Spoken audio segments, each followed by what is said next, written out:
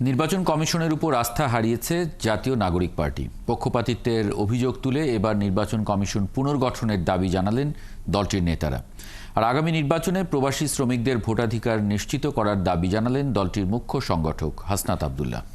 দুপুরে মে দিবস উপলক্ষে শোভাযাত্রা ও আলোচনা সভার আয়োজনে এসব দাবি জানান জাতীয় নাগরিক পার্টির নেতারা। রাশেদ আনিসের প্রতিবেদনে বিস্তারিত। মাঠের অলরাউন্ডার আমি, আর ঘরের allrounder Tylox. Tylox toilet cleaner, clean মানেই টাইলক্স। দুপুরে বাংলা মোটর মোড় থেকে শোভাযাত্রার আয়োজন করে জাতীয় নাগরিক পার্টির শ্রমিক সংগঠনের নেতাকর্মীরা। বিকেলে দলের কেন্দ্রীয় কার্যালয়ে ছিল আলোচনা সভা। আলোচনায় নির্বাচন কমিশনের সমালোচনা করে দলের যুগ্ম আহ্বায়ক সারওয়ার তুষার বলেন, একটি বিশেষ রাজনৈতিক দলের সাথে নির্বাচন কমিশনের সকল কর্মকাণ্ড মিলে যাচ্ছে।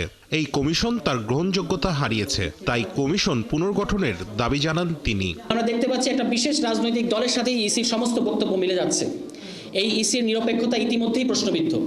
সুতরাং অবিলম্বে আমাদের তরফ থেকে আমরা মনে করি যে এই ইসির পুনর্গঠন করতে হবে। অনেকগুলো আশু সংস্কারে যেটা এই মুহূর্তেই বাস্তবায়ন করা সম্ভব, এই ধরনের সংস্কার প্রস্তাবগুলো বিরোধিতা করতেছে ইলেকশন কমিশন।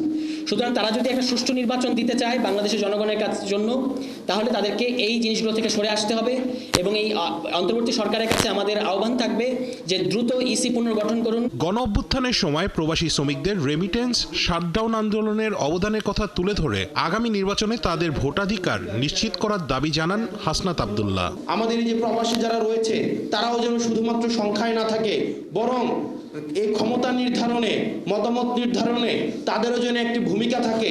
সেজন্য আমরা চাচ্ছি, আমরা আমাদের জায়গা থেকে প্রস্তাবনাও দিয়েছি, পরবর্তী নির্বাচন বা পরবর্তী সবসময়ে যেন তাদের ভোটের মূল্যায়নটি হয়। দেশের বন্দরগুলোতে মাফিয়ারা বসে শ্রমিকদের শোষণ করছে দাবি করে তাদের প্রতিহত করার হুঁশিয়ারি দেন দলের মুখ্য সমন্বয়ক নাসির উদ্দিন পাটোয়ারি। গত 15 বছরে ঝেঁকে বসা আওয়ামী লীগের ভূতগুলোকে আপনারা বিদায় করবেন।